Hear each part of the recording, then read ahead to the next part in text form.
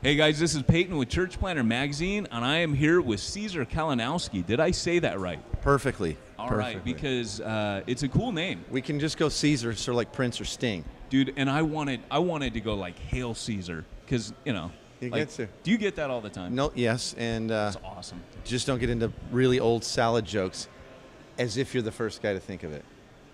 I didn't even think of that. So that puts me as like. So you might have, because you lower- thought, hey, you know what? I know. What? Yeah, I would have thought that was a brilliant idea. But Anyway. we're here because Caesar was an integral part of Soma community way back in the day. The way recently. the way that I got to know who Caesar was jogging and listening to all the free downloads Heyo. of the Soma basics, and I'm listening to I'm like, Jeff Anderstout, I know who's a Caesar character. What's this guy? Yeah, but it was good, and it was gospel centered, and it was just solid stuff. I love the way that you guys package things. You put Thank things you. together. So you're here, and what we want to talk about today is your gospel primer. And I'm just going to hold Right. this up Please, here. yeah. This is the gospel Awesome. primer. This is a Missio publication. So some of the guys, Lance Ford, Brad Briscoe. Yeah, indeed. Yours for the low price of. I think they're like $14 online. Yeah, absolutely. And tell us about this series and kind of what it's meant to do. Yeah, a few years ago, Missio started a primer series with the Tangible Kingdom primer. Hugh and Matt had written an awesome book, Tangible Kingdom, and it really served to illustrate life in community and how they sort of accidentally planted Adullam. And they were getting a lot of people that were asking, so break this down a little bit. How would we start? You accidentally did it. How do we not accidentally start to do it? And so they created the Tangible Kingdom primer, and they set up it's an 8-week series of like every day you're doing the same thing together, rhythms and community. So 7 days a week for 8 weeks, everybody in your community, who wants to participate in that would be going through the same things, but it's head, heart, and hands. So it's Right. not just a study. Yeah. It really is an experience. You're gonna learn some things. And it was hugely popular and very, very helpful to a lot of people getting Missional Community started. And we realized, so a year or so ago, I had the privilege of sort of editing that and bringing a deeper gospel fluency to that, to TK Primer. They were gracious, asked that I would do that. We did. It deepened it in some ways, I think. They were pleased. I was pleased. People seemed to be pleased. And they said, well, we want to do a whole primer on the gospel and really growing in gospel fluency. This idea that the gospel is good news for all of life, not just the beginning of our faith, and then we kind of wait to die, right, and go to heaven. People ask me like, oh, so you wrote the gospel primer. I was privileged to write it down, but it really came out of the fruit of years and years in Soma communities. Yeah. And you'll see Jeff Anderstout's fingerprints all through it and over it. And this is just the stuff we learned over a decade of community. This is Jeff Anderstout's fingerprint right there. That's what on I'm the at. cover. That is actually Jeff's thumb. I wonder whose that is actually. That's not mine. But it's probably the designer. But Yeah, probably. Peter, nice job on that thumbprint. Anyway, and so a beautiful thumbprint. So this is 8 weeks then in community to sort of baby stepping through learning and heart stuff, and then action and community items, and really growing in gospel understanding. But it also helps form community as you go, because the goal at the end is you do begin to look at your gospel identity and then the rhythms of a gospel-centered life, but in community, of course, because we don't think that Christianity and disciple making is sort of a one-on-one sport, It's important too, because for any church planter, he's working with a core team and he's kind of laying a foundation. Yeah. One of the things that you're doing with the core teams, you're often reprogramming people how to think. You're deprogramming them, Yep. and you're reprogramming. Absolutely. So this is such a helpful tool, the gospel primer. And it was funny because we interviewed Jeff yesterday, and I mentioned, specifically gospel fluency. I said these are terms that now just are burned into my mind from having listened to you guys, with all these downloads. So it is something that if you're not getting the gospel right, what in the heck are you talking about? So you almost need. And that was our journey. Like a few years ago, we felt like we got born again because our gospel just exploded. Yeah. And it still is. I mean, but the good news is that the good news just gets better and better.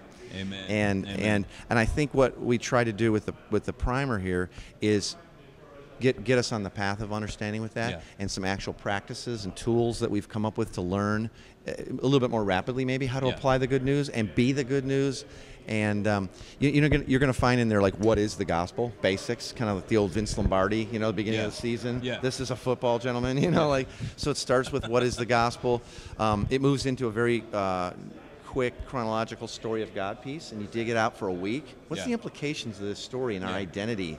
And then some of the really fun parts of this is we see I think week 3 and week 4 that our stories actually follow the same pattern of the story of God: creation, fall, redemption, restoration, and not everybody sees their story that way, but it in fact really does. Yeah. And you can tell your story in light of that movement.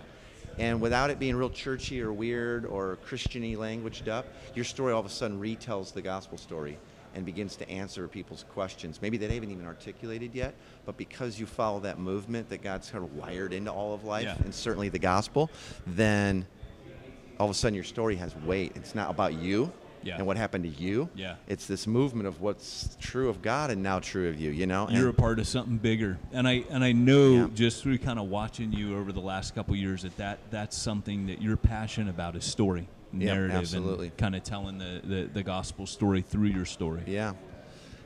And we start all of our communities with story. We really do. Awesome. We get into the story for a way. And then interestingly enough, that same lens, that sort of movement of creation, fall, redemption, restoration, everybody is talking in that same lens all day. So people at work, your neighbors, your friends, your spouse, your sisters and brothers, when they're complaining about something or rejoicing about something or just telling you their story, it follows the same movement. And then you can learn to gospel listen, as we sort of call it, in the sense of, hey, you know what? The part of their redemption story, they're putting their hope in something that's not Christ, which means I know that's gonna leave them Yeah. high and dry. That's gonna fail them. They're gonna start to strive after other things because they haven't found the better thing. Amen. And you can actually learn to listen through that lens. Yeah. And now we can apply the gospel in context Yeah. instead of like, hey man, sorry you lost your job. Jesus died on the cross, right? We Yeah. found we witnessed. Yeah. Like, what does that have to do with my job loss? Yeah. Well, there is actually good news in light of Jesus' life, death, and resurrection. And brother, I would love to have the time to share that with you. Yeah. Do people know how to do that? Well, it's not that tough, Yeah. But we have to be, equipped in that and grow in the fluency of it there again. So. But that's what I love about the stuff that comes out of Soma, the stuff that comes out of Missio, the stuff that comes off you, is that you guys do not divorce the theology from practice. Like, it's literally taking the theology and letting it breathe through you, right? Try. That's awesome if that's coming through. Yeah. And so one thing that you guys have to know about this is actually a workbook. Like, this isn't, it's Sit not down just and read like, it, yeah. It's not just like, okay, you're going to get like some chunky bits in there and stuff, but I mean, it is made to be attractive. It is made to be worked through. You're A lot actually, of processing.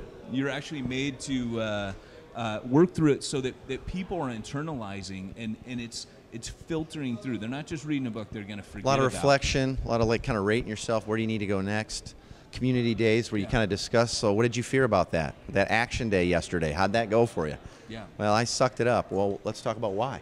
Yeah. What was going on in your heart? So you have to practice actually gospeling one another, to use the word gospel as a verb. There you go. So gospeling So- one another, again, like taking a core team through. It's somebody said recently, I don't remember who, but transformation happens in circles, not in rows. So Wow. this is something that's meant Who said to that? happen. I wish I'd don't said remember. that. Did you? Me Is too. that you? No. Darn. I wish. I'm gonna steal it though. You want to steal it? Yeah, I'd We'll like to both give steal it? copyright when I steal it. I'll give you copyright. Thank You give me copyright. I didn't make it up, but do go for it. Fair? Absolutely. Come on, Boom. right there. Boom. You witnessed it. But the deal is that this is going to happen in a circle, and as you say, Yeah. gospeling each other, you're actually, what's happening is spiritual formation and transformation as you're bouncing this back and you're working through it. Things like the gospel-centered life, if you've ever done something like that, Great. that just basically Awesome. deprograms you. That's what this is meant to do. Highly recommended. Again, if you like the work of Soma Community, you're looking at one of the architects here. Definitely should pick this book up. And it's really central to like what the GCM Collective is all about as well. Yeah. Is making sure that we're not just wrangling about container sizes in the missional movement, that it's truly gospel community in mission. It's gospel centered. So Can you talk about GCM Collective? Because there'll be some people that maybe aren't familiar with it. yeah, happy to. Out of the work of Soma and others that we had sort of found each other and had some similar language and structures and challenges and all. There was the 6 of us that sort of had formed this thing called the GCM Collective a few years ago, and it was really initially just a website and a way to share all of our learnings and tools. And here you go, world. Yeah. And there was a back side to it that was a sort of social networking part. People can join, and then they could wrangle through this stuff and ask questions and share updates and, hey, here's how we used it in our context. And we did this to not only share, but also to say, hey, we can't answer all the questions that are coming in anymore, but collectively, I bet we can as a body, right? Yeah. Well, the thing took off, and we felt like we needed to steward that, and we realized that what was happening is people were wanting to form localized collectives of leaders, and they were sharing in our vision of one missional community per 1,000 people in their cities. Wow. And so, awesome. So I was kind of sent out. That's why I don't currently work for Soma, but I was sent out to be the executive director of the GCM Collective, and say, what would it look like if we intentionally tried, instead of just, here we go, good luck with everything, organize these collectives in cities, and then help equip them towards rapid multiplication of missional communities. What we found, and your church planner, you'll get this, we only have so many hours a day we're awake as church planners, and we invest them in certain activities and things. Yeah. And what we've found is we can plant a church by God's grace. I mean, he does that, right? Sure. And we're going to go to bed tired every day, and we're going to wake up and do it the next day. And we only have so many hours and years to give. Or we can actually plant the gospel in ways that lead to multiplication, and we still go to bed tired. We only have the same amount of hours. Yeah. And so that's what we're doing in the GCM Collective, is helping people find each other and then resource them together in their cities. That's awesome. I love it. They can get to multiplication in the same hours a day that it takes to plant one. And you planted one and they planted one. What if we planted citywide lots of these and shared resources and educational systems and coaching, and we could get to rapid multiplication? Instead of having maybe 3 or 5 church plants in the next 5 years, what if we could get to 30? Yeah. And we still go to bed tired every day. We only have so many hours, And so those are some of the systems that we had learned in Soma and in some of the other guys in the collective at other, Steve Timmis, Tim Chester, Drew Goodmanson, Dave Fairchild, the original guys, Jonathan Dotson. Yeah. And we've kind of said, hey, there's some stuff we've learned that if you start doing this together in conjunction in cities, it's slow at first, but then you get to rapid multiplication. Right. And church planting by addition, we're not catching the curve. We're losing people quicker and having babies faster than we can plant churches one-off. Right. We have to get to multiplication. So it's working smarter, not harder. Yeah, I hope. I think so. I think so. And you know what? It's really what we see in the book of Acts. I mean, it's not like, wow, these guys are smart. And it's like, I think we've just cleared away enough of the chaff, and the gospel's done that, to kind of get back to the core and say, okay, Amen. What was the basic stuff of making disciples, and how did that reproduce so quickly that it changed the world? Yeah. Absolutely. And we got so much to go, man. We got so far to go, brother. But what we continue to try to do by God's grace is sort of suck forward and share what we're learning and let people handle it and touch it and fix it and tweak it and then reshare it to the collective. And we say faster, smarter, bigger together than any one of us alone, right? It's so funny because Church Zero, that is exactly the spirit behind it. It's a rapid first century gospel expansion and kingdom expansion. That's why we love that book. I'm telling you what, man, it's like the same. But I just find that's what the Spirit's doing, whether it's GCM, whether it's Soma, whether it's, any of these different movements, that's, Forge, everybody's kind of on the same, kind of wavelength. Yeah. And it's not like we copied each other. It's kind of like we were idiots in our own neck of the woods going, hey, Well, that's it. We started stumbling into each other and going hey, what if we pushed some of the best stuff together and share it with everybody, Absolutely. Yeah. It's pretty awesome. Would you agree? I mean, to live right now and get to do this. Totally cool, man. Can't believe it. Best thing we've ever done. And we're in the process of actually witnessing a revolution. That's what I think is happening. I hope so, brother. Yeah. I hope so. It's the sparks. We're like the Hugh Latimers and the Cranmers. We're just, the Wycliffes, just a little bit before. And then. Oh, wow. Let's hope. Well, you're putting us on a pretty lofty page there, brother. Yeah, but they died.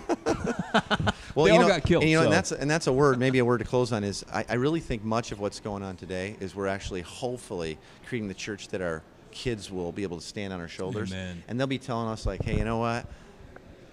Real discipleship looks like this, Pops. You know what I mean? And we're going to go good on you. Yeah. That was cute, Dad. But, here's the deal. Yeah. We ripped out most of those pages and replaced them with some. We kept the fingerprint because that was cool. Yeah, it's still on the cover. Yeah. Yeah. No, hey, Caesar, thanks for coming. Yeah. This is awesome. Thanks for letting me share that. And I say I shamelessly share that because it is such a good news tool. and so many people's work pulled together. I wished we'd had it, 10 years ago. So I use this. I mean, I just go now, here's where we start, because we have it finally. So thanks for letting me talk about it. Hey, man, the way I look at it is you guys are movers and shakers. You're getting stuff done. It's not like there's not this track record and this trail behind you guys of the kingdom expanding. So, thanks. Like, Praise God. My thing is like this. When I see guys that God's hands upon, the first thing I was know, what are you passionate about right now? And this is, when I asked you, this is what you're passionate about. So, yeah. man, I just pray this thing takes off and church planners grab hold of this thing. This becomes a tool transformation for their core teams.